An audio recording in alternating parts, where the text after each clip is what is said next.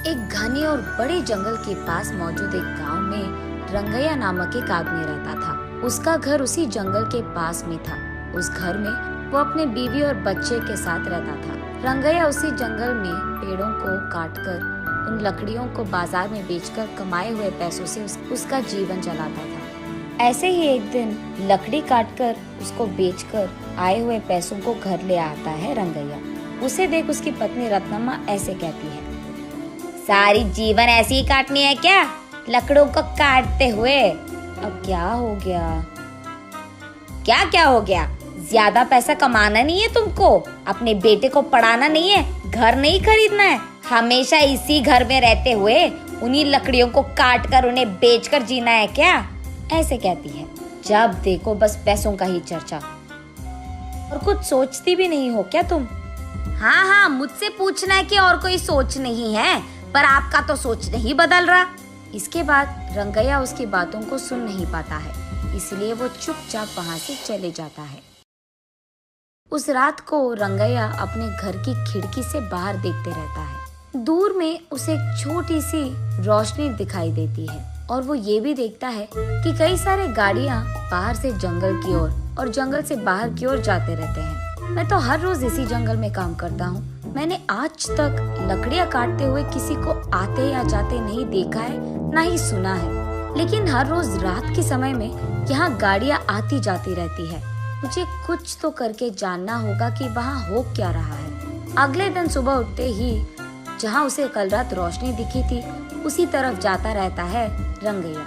वहाँ उसे झाड़ियों के बीच एक गुफा दिखाई देती है। उस गुफा में वो डरते डरते जाता है।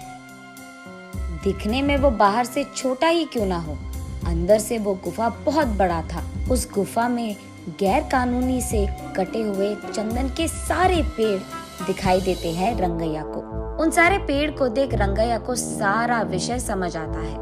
अच्छा, तो बात ये है कि चोरी से इन चंदन के पेड़ों को यहाँ छुपाकर इन्हें रात के समय में यहाँ से बाहर निकालकर बेच रहे हैं पैसों के लिए। वो उसके चारों ओर देखने लगता है। तब उसे अचानक किसी के पास आने के आवाज सुनाई देती है। तुरंत वो एक चंदन के बड़े पेड़ों के पीछे छिप जाता है। कुछ देर बाद घर जाने की कोशिश में वो उठने के लिए सहारा के लिए नीचे मौजूद पत्थर पे हाथ रख के अपने आप को उठाने की कोशिश करता है। बस पत्थर अंदर गिर जाता है और वहाँ एक छोटा सा दरवाजा खुलता है। रंगैया उस द्वार के अंदर मौजूद सीढ़ियों से नीचे गिर जाता है। तब उसे समझ आता है कि ये गुफा उस गुफा के अंदर है।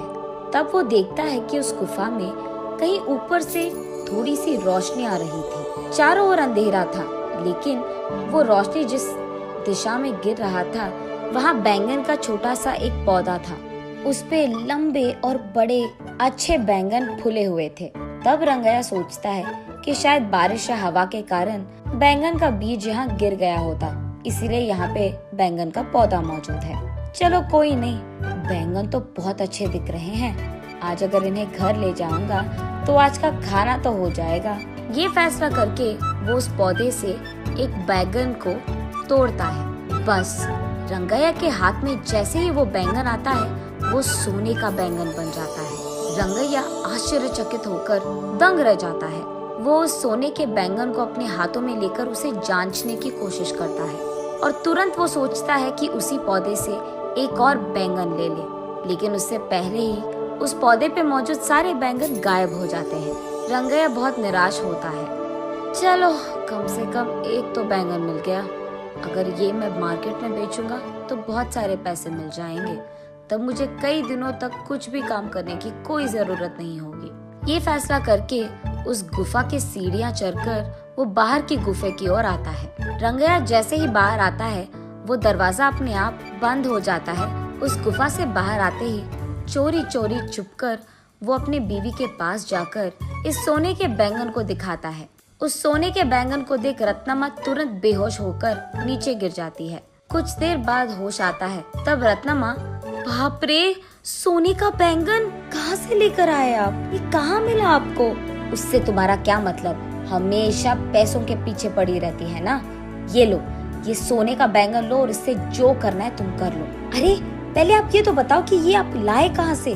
कहीं अपने कुछ चोरी वोरी तो नहीं किया ना।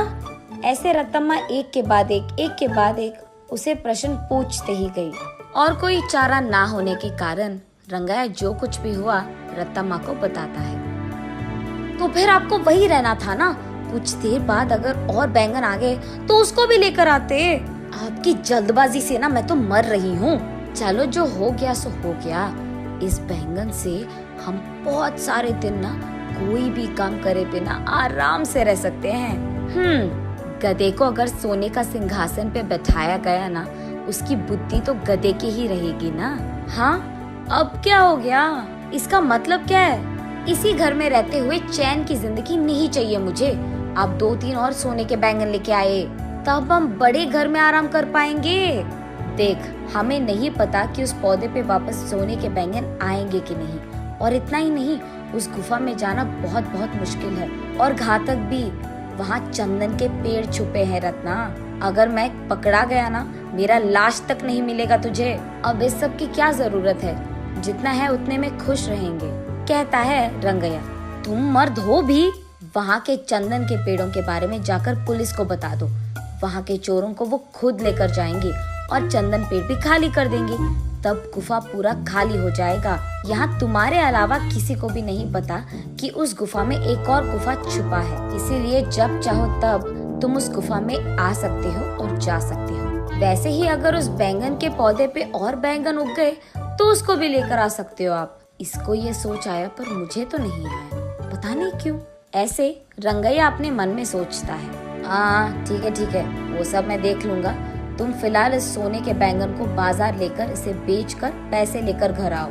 ये कहकर रंगैया उसके घर से सीधा पुलिस स्टेशन जाता है और गुफा में हो रही गैर कानूनी व्यापार के बारे में उनको बताता है। पुलिस वहाँ आकर सबको गिरफ्तार करते हैं और चंदन के पेड़ों को भी वहाँ से खाली कर देते हैं। अब इस कारण गुफा में डरते हुए जाने की कोई जरूरत नहीं थी रंगैया को। अगले दिन वो उस नीचे वाली गुफा में बैंगन के पौधे के पास जाता है। तब वो देखता है कि वो पौधा बैंगन से भरा था। इस बार वो एक बैंगन को लेकर जल्दबाजी में दूसरा बैंगन लेने ही जा रहा था कि सारे बैंगन गायब हो जाते हैं। तब रंगैया को समझ आता है कि असली बात ये है कि बैंगन रोज के एक ही मिलते हैं। ऐसे वो उस दिन के लिए एक सोने का बैंगन लेके घर चले जाता है। तब रत्तम्मा उन सोने के बैंगन को बेचकर आए हुए पैसों से एक बड़ा बंगला खरीदती है। तब से जब भी रंगैया को पैसों की जरूरत थी, वो उस गुफा में जाकर बैंगन लेकर उसे बेचकर आए हुए पैसों से खुशी से रहता था। जल्द ही रंगैया और रत्तम्मा उस गांव के ही जमींदार बन जाते हैं और खुशी से जीते हैं।